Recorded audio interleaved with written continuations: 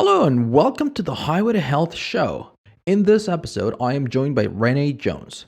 Renee spent 40 years yo-yo dieting before she finally overcame her emotional eating to lose the weight and keep it off for almost a decade now. Renee and I recorded this interview last year, and I think that this is a perfect time to release it because as the world is shaken by this coronavirus pandemic, many of us are staying at home and resorting to emotional eating. And this is not the time to be abusing these comfort foods. We need, now more than ever, to be vigilant about the food we put in our bodies and the food-like substances we need to avoid in order to develop a strong and healthy immune system. Before we go on to today's episode though, I want to remind you that this show is a labor of love, which I do in my spare time.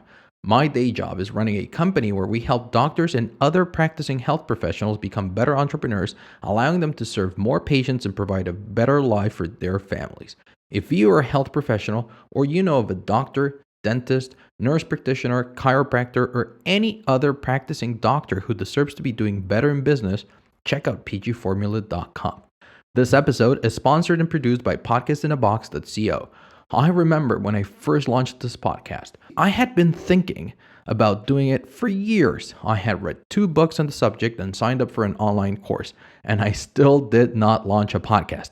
You see, back then, I was still running a busy stem cell practice, and so it was hard to find the time to start and maintain a new project like this podcast, which is where Podcast in a Box comes in. The team at Podcast in a Box handles everything, and I mean everything that has to do with planning, launching, editing, publishing, and marketing a podcast. Because podcasting for business is not just about buying a microphone and rambling on. There is so much more than that. If you are a doctor, lawyer, accountant, business owner, or anyone looking to build a personal brand to instill trust in your clients so they will want to buy your products or services, but you don't have the time or desire to learn the technical side of podcasting, Podcast in a Box might be right for you. To find out more and see if your idea is worthy of a podcast, just head on over to podcastinabox.co and click on the appropriate button. When prompted, make sure to mention Dr. E's Highway to Health show and the How Did You Hear About Us section. But I don't want to keep you any longer. Here is my conversation with Renee Jones. And remember, you are on the highway to health, and I'm your guide to get you there. Are you ready to live ageless? Want to discover alternative health choices, cutting-edge nutrition, and fitness for the entire family? Welcome to Highway to Health Show with your host, Dr. E, the Stem Cell Guy, where Dr. E helps you live ageless. And now, here's your host, Dr. E.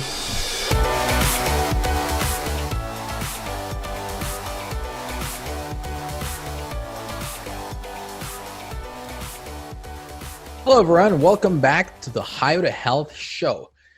Sitting in front of me right now, at least virtually, is a lady who's done something we all are very familiar with, which is yo-yo dieting. So, Renee, welcome to the Highway to Health show. Thank you for having me. Not a problem. Why don't you share with us a little bit about this whole journey that you've been on? Well, I started my first diet when I was 10. So I spent 40 years on the diet yo-yo. And and my mother had great intentions. She thought if we got it sorted out, then we'd be set, right? Unfortunately, she wasn't very good at dieting, and neither was I. So it was like, okay, let's try this one. Okay, let's try this one. Okay, let's try this one. And it just perpetuated itself for 40 years. And when I was staring down my 50th birthday in 2012, I thought, things change for women after 40. If I don't get it done now, I'm never going to get it done. So my New Year's resolution, again, always my New Year's resolution was lose weight. And I started out in January and did really well for a couple of weeks. And then in February, I started again, and March. And by April, I needed a bigger size. And I was mortified because I hadn't been that size in years. So I got back on the computer to do some research. And I found this piece of advice. I thought, well, that's stupid. And it was, only eat when you are hungry. And I thought, if I could do that, I wouldn't need a diet now, would I? So I looked through some more things and I thought, okay, it's the emotional eating. That's my thing. So I had to find a way to overcome that. And the May to October was an exercise in that. And I used a colleague to help me stay accountable. And the week before my 50th birthday, I got to my goal weight. And my seventh anniversary is coming up in October. Wow, that's great. Now, you mentioned that you started dieting at age 10. Mm. What made you start dieting? Were you very overweight, or was it just something that they did in your family? It's something that I've found it's very common in certain families. It's just dieting, and everyone is constantly worried about their weight, and so they are constantly on a diet. Was this the case, or did you have like a real, need to lose weight? Well, we have to remember that sizes have changed a lot. This was the early 70s. I think Twiggy had just maybe come on the scene. But I was 70s fat, not 2010 fat, right? Okay, I see. So I was overweight, probably 25, 30 pounds maybe. Or well, it was only 10, so what would that be? It was proportional, but I was definitely in a bigger size than all the rest of my friends. I see. So it was, okay, let's stop this before it gets started. I think my mother thought, if she does it, she'll hold me accountable. Okay. And unfortunately, neither one of us was very good at that. And what was the case? What was the reason for your mom to be dieting? Was she also struggling with weight? Oh, yes. I mean, that entire side of the family struggled with weight. I mean, it was, the family name was Broadway, and I think that probably tells the tale. Exactly. Okay. And so you mentioned that you were yo-yo dieting. And in order to do yo-yo dieting, it means that you are actually losing some weight and before you put it back on. Right. So how much, how big of a yo-yo was this? Did you ever get to your goal weight, or were you still far off from it? How did that whole thing work? Well, I did the 2, 5, 10 pounds a lot. I lost 20 or 30 pounds a couple of times. I remember being at this weight twice before, once on the way up and once for my wedding. And then it just, rocketed off. I was probably maybe at my worst about 40 pounds overweight. Okay. So it was never huge. But again, I had been dieting all my life. I think sometime in the 80s or 90s, we kind of lost our vision of how much we allow ourselves to get overweight. And I think that's why we have the morbidly obese issue that we currently have, because people just decide everybody's heavy, let's just let it go. And exactly. Well, and it is funny that you bring it up because, quite a while ago, when we arrived here in Spain, we used to live in California, and before that in Cancun, where, I'm originally from Mexico. My wife's from Spain, moved to California for work. And then once that finished, we decided to spend a couple of months here in Spain. Right. And when we got here, it was just the beginning of summer, and we're down south. So we're right by the beach. And somebody was mentioning, or somebody brought up, we went to this restaurant and they had this photograph there of that exact same beach back in the 70s. You did not see obese or overweight people. I mean, of course not. I'm not saying that everyone was ripped and had a six pack, right? But you did not see overweight people. And today, and I'm not talking about America, because everybody says yeah, sure, America, they're all obese, but that's just in America. No. I'm talking here in Spain. And you go to that same beach right now, and at the beginning of summer, and you saw how most people have a certain degree of being overweight, either overweight or just plain obese. Yeah. So it has changed a lot. I think we've accepted that weight, that creeping weight, and nobody really likes it, but it is something that has become acceptable, right? Well, I think, as we have tried to become more sensitive and politically correct and all of that sort of thing, it has taken some of the stigma away. And, it's good to be accepting of people. Certainly, it's good to be accepting of people. But when we allow ourselves to just say, okay, you have to accept me no matter what I do, it tends to take the parameters off. And when, in this country, of course, there's a fast food place everywhere, and you can't even go to the hardware store without there being snacks ready for that impulse buy. And, the sodas that are, liters, Yeah. we just sort of abandoned our sense of what's really healthy for us. Yeah, absolutely. I completely agree with you when you talk about sizes. And one of the things that I remember when she first moved to Mexico, because we met many years ago when we were both working abroad, and when she first moved to Mexico, because Mexico is very Americanized. In the end, it's closer to in behaviors and what you see there. It's actually closer to what you would experience in the U.S. than what you experience in Europe, obviously. So obviously, you go to restaurant, portions are larger, and you go to convenience store and you see all these different junk foods out there, large sizes, like you very well explained, and people buy gallons of soda, and it's just regular, right?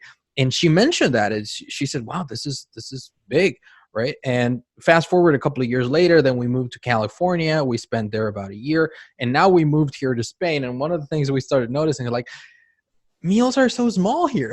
Yes. No, it's just that we've gotten used again to these gigantic meals. So it is something that we need to be that we need to be aware of, I think, as a society. And another very important point that you made is this whole thing of what they call fat shaming. And it's not fat shaming, because I have to completely and absolutely agree with you in terms of, you're not going to not respect someone, you're not going to think less of them, you're not going to do all that. But from there to celebrating obesity and being overweight by choice is just tremendously wrong. And I think we need to take a stance against that. It's unhealthy. It's not going to do your body any good to carry that extra weight. Because I think it's something like every pound extra you carry on your body puts like 4 pounds of pressure on your joints. That's a lot. That's a lot to carry around. What I tell people all the time is, you know what, you don't think it's a big deal, those 5 extra pounds. And they say, well, it's just 5 pounds. I said, great. Grab a backpack, put 5 pounds in it, and carry it around all day. It's exhausting. Just a few hours later, they're going to go like, oh my God, this is so heavy. It's like, well, that's exactly the exact same thing that you're doing to your body. And then you wonder why your knees hurt, why your back hurts, why you're so tired at the end of the day. Like, well, you're literally carrying all of this weight. Yeah. And all the baggage that goes with it. Absolutely. Now, share with us a little bit more about, how did you actually discover that the problem was emotional eating? I'm guessing that throughout all those 40 years, you must have tried every diet out there, right? And every diet actually worked for me while I did it. Of course it did. That's what I was going to say. I interviewed quite a few episodes ago, Dr. Livingstone, and he's not only a psychologist, and he worked with big food for a long time, and so he's very familiar about how they make foods hyper palatable so that we buy more and do all these things. And he was tremendously overweight, and he realized as well that he just couldn't control himself. And one of the things was exactly that, which you're saying, right? And but the thing is, we see it so often, and every diet seems to work. There seems to be people who thrive on it.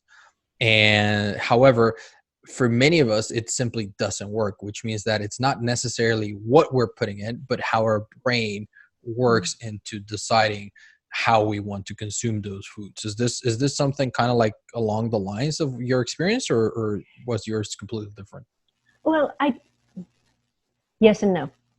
I mean, yes, I figured out that my issue was emotional eating when every time I got upset or frustrated or sad or angry or whatever, I would go off my diet. I would go crawl in the refrigerator, or go buy and get, another scoop of peanut butter or whatever. It was the way I soothed myself. Now, for me, it was interesting. I came through the 90s and the whole low fat era. And I actually lost my weight by the skin of my teeth on a low fat, low calorie, no flavor diet. And I was tired, hungry, and cranky all the time, right? I'm sure you were. And 2 years later, I was still trying to maintain that. And it got to be such a struggle. And I ran across this metabolic test that you can take online. And I took it, and it came back and it said, okay, you need more fat in your diet. I was like, fat? We're not supposed to have fat. But I thought, okay, if that's what they say, I will follow their diet for a week. It can't hurt me. It's just a week. Well, I was already at my goal weight of 119 pounds. And I lost 2 pounds that week, eating cheese sauce and butter and bacon. And I was like, I don't know what this is, but I'm not tired. I'm not hungry. And I'm certainly not cranky. So that started me in a different direction. And even more, it kind of leveled out my moods so that I wasn't as volatile. I was born redheaded. So, bless me. So I wasn't as volatile. I wasn't as depressive, because I had struggled a little bit, not clinically depressed, but I struggled with those dark moods. And that just doesn't happen anymore. Wow, so I think so much of it is finding what works for your body. So let me get something straight. Before your 50th birthday, you decided you wanted to lose the weight, and that was it, and that was the end of it. And the diet that got you there was actually a very low calorie, low fat diet. Yes. And then after a while on that diet, about a year on that diet, 2 years. 2 years on that diet. Oh my God, you do have an iron will. After 2 years on that diet, you realize that, you know what, let's try something else. And that's when you started incorporating a little bit of fat. Yes. Okay, great. And then more and more. That's something that a lot of people, especially those people who go into veganism, for instance, they start experiencing, and I had that as well. I'm a recovering vegan, I tell people. So I did that foolish thing for a little bit, and for a long bit, about 2 years as well. And yeah, it gets to a point. At first, you're feeling great because you're getting rid of the standard American diet. You're getting rid of a lot of processed foods. One of the great things about the vegan diet, at least when it's done correctly, is that they do encourage whole foods.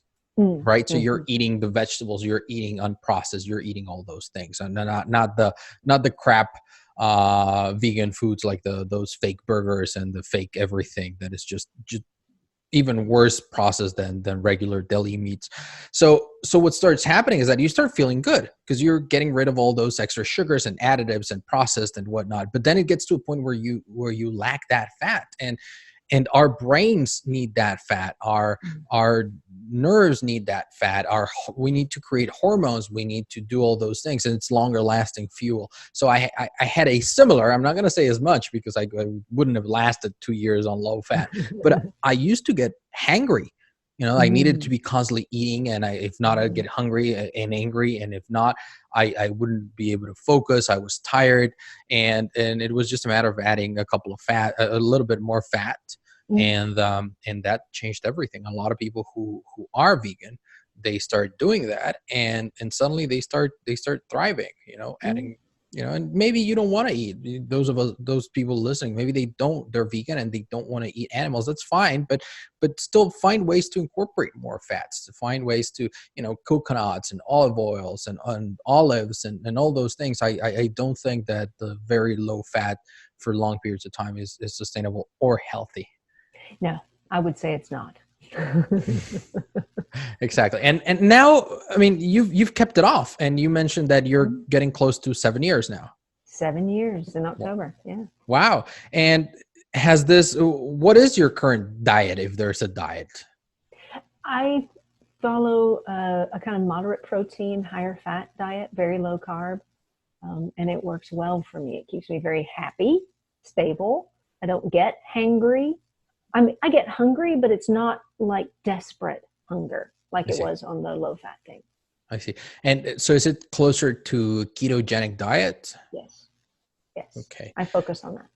Okay, perfect. Yeah, I mean, I encourage, I feel the best when following a ketogenic diet. I feel the best when I'm actually in ketosis.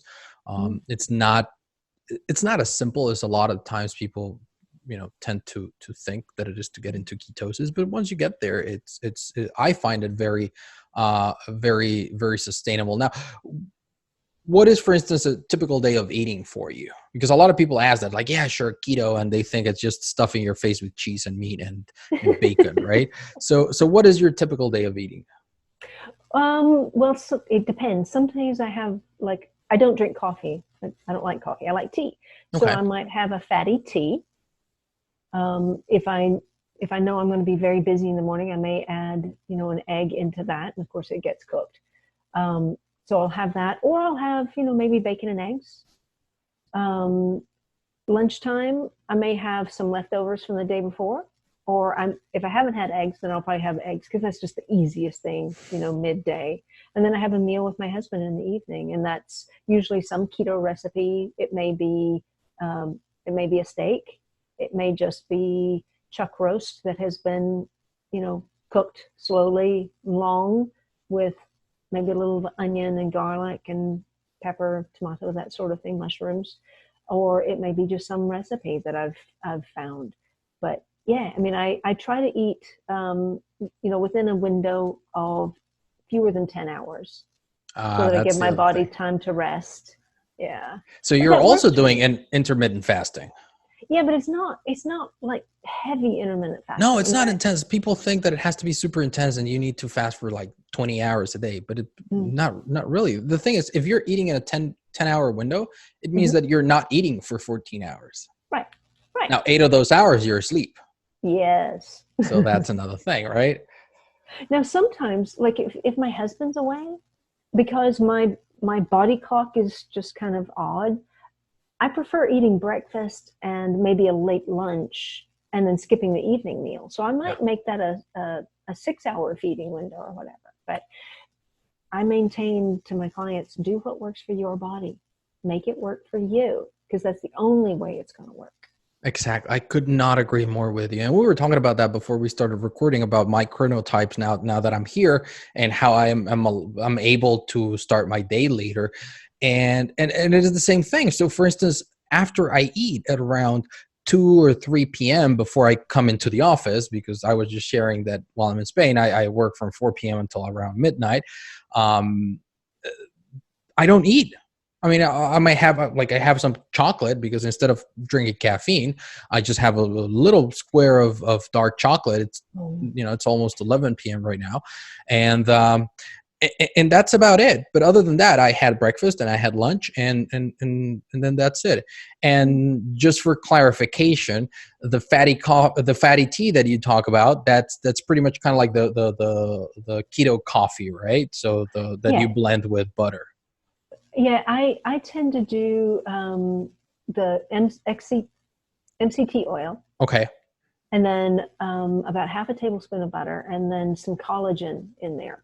Okay, good. And then I just mix it with my tea. Well, that sounds a lot like the Bulletproof diet. Yeah, well, yeah. It's just that it's not their product, so it can't really be bulletproof, if you know what I mean. Yes, I've heard that before. But in the end, it's Dave Asprey who made it popular, so now he has to live with that. It's like Kleenex. Kleenex cannot complain that everyone calls tissues Kleenex, even if they're not theirs, right? So, it's really, really surprising how many people all across the board that we're seeing have phenomenal results with this diet. And I think that part of the reason is that you're satiated. So it's not about willpower. And I'm not saying that the other diets don't work. I'm just saying that in order for them to work, you have to have that super strong will, which many of us don't have. Yeah, I mean, satiety is significant. And if you're not so hungry, then you save yourself a whole lot of calories. Just like if you're not eating for emotional reasons, you're not going to take in as many calories, but you're still satisfied. Exactly. Now tell me about that whole struggle with emotional eating, because one thing is to find a diet that is satiating and that you can really, stick to. But if you still have those emotional triggers, how do you cope with that? You have to find another way to soothe yourself. And that's the thing, is that we're looking to food to soothe ourselves, and it comes from birth.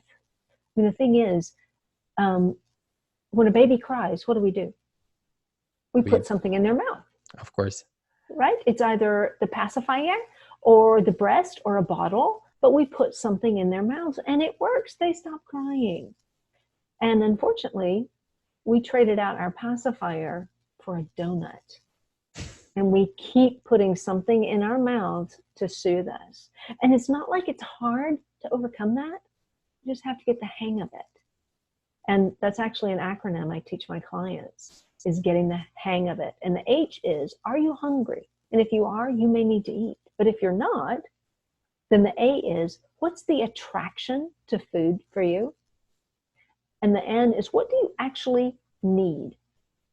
Because you may need a hug, or you may need to have a little walk around the block or the office or whatever. There's something else that you need, but it's not food. And then the G is go get that. Because if you get that, it will soothe you more than food ever could. So it's figuring out, okay, how do I stop this very natural process of soothing myself and replace it with something else that will actually work? Because if you put something in your mouth, the comfort lasts about as long as it takes to swallow. Yeah. And then you want more. Yeah. So it's finding what will actually soothe you in that moment. That's actually something that also happens, for instance, with smokers. And Yes. and it's just a matter of they need to have something in their mouth, right? In order for them to kind of like feel at peace, and suddenly they get anxious. And I've seen this in offices now, that they start getting anxious, and because you cannot smoke indoors, thankfully, they'll just stick a cigarette in their mouth, and they're there with an unlit cigarette because it just soothes them. And we do the exact same thing with food. You're absolutely right. We just, That's why a lot of people gain weight after they give up smoking, because they're still putting something in their mouth, but they just choose food instead of the cigarette. Well, I'd argue that's healthier, but still. It is to a point. Yeah, but that's a difficult trade-off, right? Yes, indeed. Now, what about your husband? Does he follow the diet as well? Well, he doesn't have that much of a problem. So he follows pretty closely. He's probably just low carb more than keto, but he eats what I serve him. Well, that's easy then. And then if he wants something special, then he'll go get it differently. But I've learned to make so many things that are compliant with keto, like ice cream, which he loves, pizza, which he loves. So it works out for us. Good. Yeah, I've also started adopting, my wife and I have been adopting a lot of different recipes, whether it's, like an almond crust pizza or cauliflower. And those things, I do have to say, since we moved away from the US, a lot of those things are harder to come by. So you cannot go to Whole Foods here and get a cauliflower crust pizza. And as a matter of fact, we went the other day to supermarket, and just one cauliflower was like €450. I'm like, what? Wow. Did they go pick it up in California or what? So it is shocking. And avocado, for instance, avocados here are like €5 a kilo. And it's just, and for those listening, a kilo is 2 pounds. So even in California, you get them cheaper.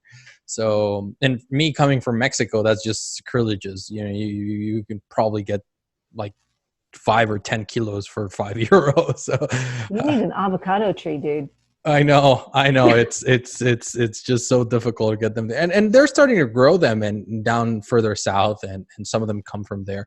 But still, they're super expensive, a lot of these things. And a lot of other things are just simply not available, like MCT oils and things like that. They have to be imported, or there's not that much variety. So sometimes it's harder to follow it. But then you also have, on the other side of the coin, you have great olive oils. Great olive oil. Do you get avocado oil at all? You do, but it's not. I mean, you don't get a lot of, like, for cooking, we use just a little bit, and then we use a lot of olive oil as dressing, and there's a bunch of other things, and some great fish. a lot of sardines and a lot of those things around here. So, you have to adapt. don't have exactly we miss a couple of things, but we got some others. So it's a good trade-off, and we try not to spend a lot of time and in the same place. We'll probably be going back stateside in a couple of months, so we just we adapt wherever we are, and I think that's easier. Now I wanted to ask you as well, once you realized that this was something that worked, is that when you decided to also start working with people and coaching them through this, or were you already doing coaching in some sort of form before that? Well, I was already counseling, but yes, once I figured if you've struggled with this for a long time, it's like finding gold in a field. You've got to share it, because so many people struggle with this. And if we can unwind whatever it is that's driving them to food, then they can get free of it. And their heart will heal. And how fantastic is that? So I just sort of shifted my practice a little bit. Because so much of it is emotional, my counseling degree does come in handy. But it's the starting point. And the same is true for the opposite. Sorry that I interrupt you, but I've seen that a lot of, you're a family counselor, marriage counselor, and a lot of family, especially marriage issues, stem from weight and image disorders, either in one or both of the members of that couple, right? So, just helping them navigate through all of these is tremendously valuable, I would guess. Yeah, and for those who don't have deep, dark issues, but just can't seem to stay accountable and stay on the plan, whatever plan they choose, then that's where the coaching comes in. And so, okay, I can help you stay accountable for this period of time. And that works well. And usually, we still find something that is some pain that is driving the behavior. But that's what we've got to find, is what is driving you to food. Because if we can unwind that, then you can be free. Yeah, of course. Now, in your experience working with people trying to lose weight, and especially people who have tried so many diets before and nothing seems to work, what do you think are the most important challenges that keep getting in their way? Why? Because I truly believe that we are the ones sabotaging ourselves, and we don't do this on purpose. But what do you think are the most important self-sabotaging things that we do? Well, I think one thing is eating in front of the television, because that helps you eat mindlessly. You don't even notice that you're eating, really. And if you can bring it back to the table, you can focus on the food or the company. And that makes you pay more attention to the food that you've eaten. Years ago, I remember Oprah telling a story about going to France. And she bought 2 croissants because she knew she would eat the first one really fast. And she wanted the second one so she could enjoy it. And I thought, how many calories could you save by just enjoying the first one? Right? So rather than sitting in front of the television to eat, go back to the table. Put down a placemat or a tablecloth. Lay your table in a nice fashion so that it is a pleasant place to eat. Even if you're single, it's important to sit down. If you really want that food that much, give your craving, or give the food the same honor that you're giving your craving by sitting down, putting it on a plate, use cutlery, bring out the nice glasses, whatever it is. Focus on eating the food. And if you are eating because you're bored watching TV, I'm thinking you need something else to do. Yeah. I think wow, I couldn't agree more with you. This is something that I see how we've been even commoditizing the act of eating. And it's just something that we do because we have to, or because we feel like we have to, or like we must. And we eat breakfast because it's morning, and we eat lunch because it's afternoon, and we eat dinner because it's evening, right? And we're not aware that we're eating. We're mindlessly eating. I think back, and even when I was single and I was eating alone, or I was living alone, sorry, and you sit down for a meal And it's the same thing. The first thing you think is, okay, what am I going to listen to? And you play a podcast, or you play an audiobook, or you pull out a book, or you watch TV. And in reality, it's that we're not really paying attention to the food. And you just worded it beautifully in saying, pay the same respect to the meal than you're paying to your craving. Yeah. And a lot of the times we don't do that. Well, most of the time we don't do that. We eat on autopilot, and we don't pay attention. We don't slow down enough to enjoy it. And if you're not going to slow down enough to enjoy the food, you may as well be eating celery. Yeah, exactly. You get the same result. Exactly. Yeah, if you just want to chew, then you might as well just do it with celery, right? You're not going to notice it anyway. Swallow. It's okay. Exactly. Now, obviously, you've lost the weight. You're probably much happier with yourself now with the way you look. And what other benefits have you seen across your life in general? Because one of the common things that I've noticed, people who lose weight that has been bugging them for many years, whether it's a little bit or a lot of weight, is that they see benefits across the board in different areas of their life. So being able to be in control of this emotional eating, all these cravings, what other benefits have you seen in your life from that? Confidence was a big one, because it was a 40-year battle, and it was kind of like, if I can do that, what else do I want to do? Also, again, the mood stabilization was amazing for me, because I had very dark moods at times, and not having to worry about that, it also made me more positive. I was happier to go out and do things with friends, whereas before I might hide a lot. I still have to catch myself not to avoid trying to be invisible, because I think, oh no, it's okay. This is all right. We can be out in front. It's fine. Last year, I actually did a TEDx talk, which was huge for me. Wow. Because I didn't think I was a speaker, but apparently I did pretty well. That's amazing. What was the title of your talk? Lose the weight and keep it off. Overcome emotional eating. Okay, great. I'll make sure to link that here in on the episode notes and on the description and everything for people to see that. That's huge, because one of the things that we see a lot of times people struggle with when they have weight issues and image issues in general is that feeling that they want to become invisible, and they avoid social situations, and they avoid being out in the spotlight, and they avoid doing all these things because they're embarrassed. They're not happy with themselves. So suddenly you find that will, that desire, that drive to be out there and to really live your life, right? Indeed. Yeah. Enjoy the life that you have. How can you make it even better? Wow, that's so great. And is this something that you've also been seeing with your clients? Yeah, as they lose the weight, they begin to, it's almost like they wake up. And they think, oh, I can wear that.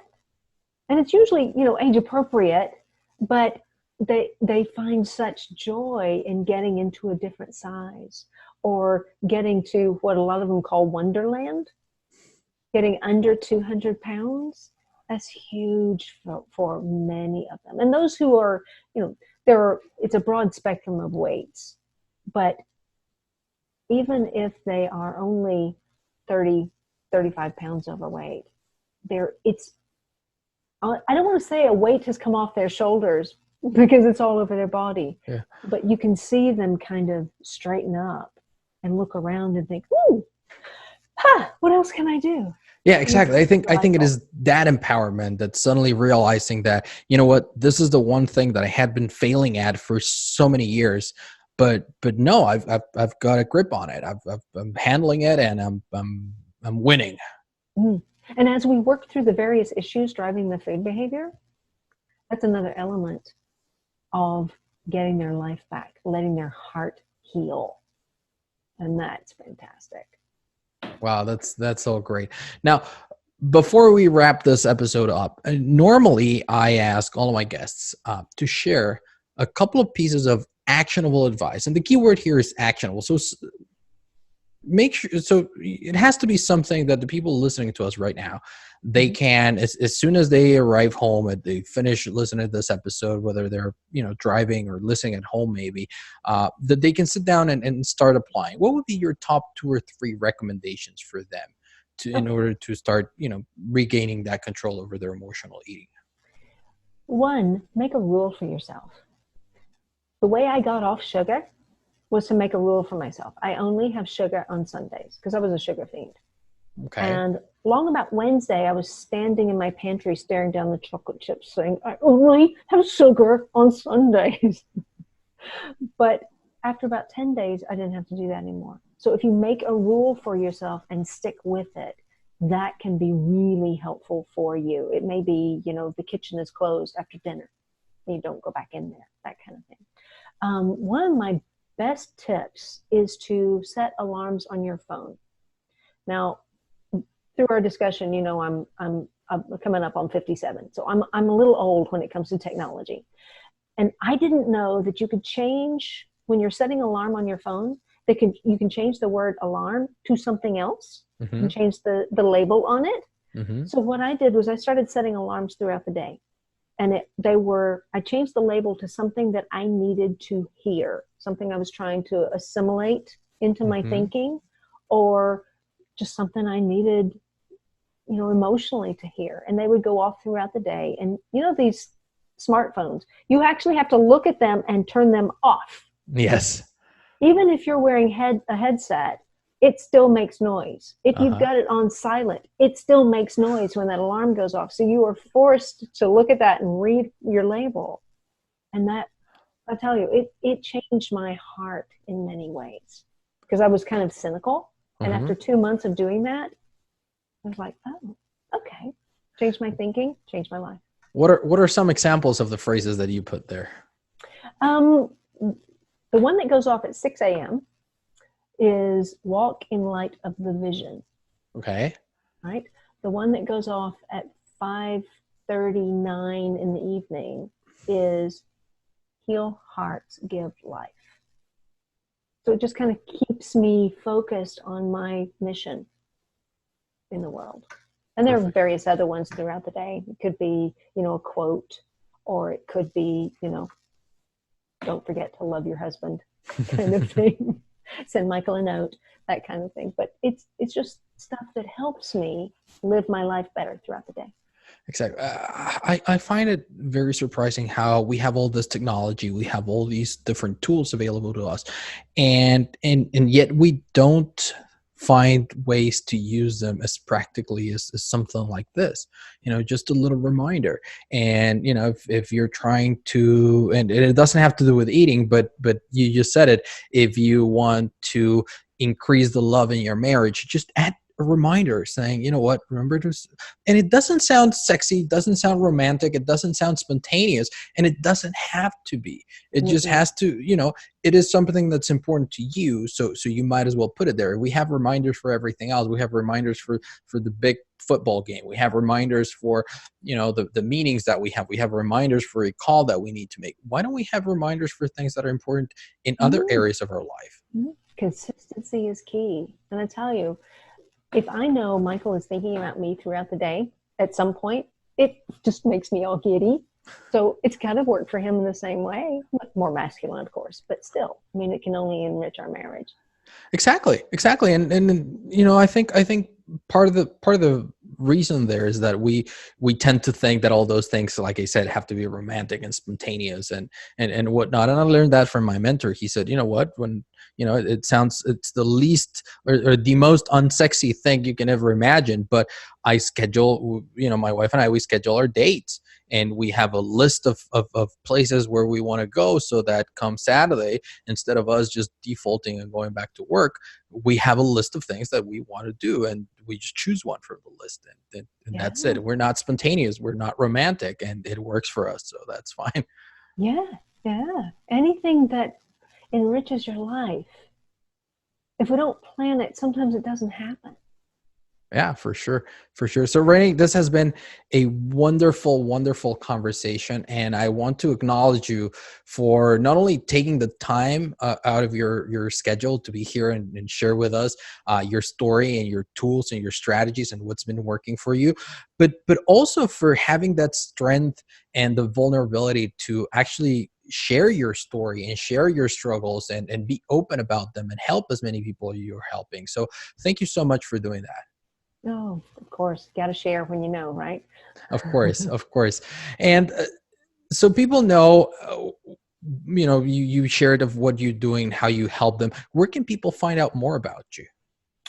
I have a website, packyourownbag.com. There's a book on Amazon called What's Really Eating You. And in fact, if I could offer your listeners a gift, Of course. I'm sure they're not going to say no to that. At packyourownbag.com/friends, there's actually a video from one of my DIY courses, and it's on goal setting and getting to your best. It's called The Compass. And if you want to watch the video, go to packyourownbag.com/friends. Oh, that's perfect. I'll make sure to link to all that in our show notes. And for everyone listening, you know how this works. If you're listening as a podcast, you just scroll to the podcast episode description. You'll see the links there, or you can just go to our show notes at dre.show. And for those of you watching on YouTube, that's even simpler because everyone knows that you can find all the links in the description below. Yes.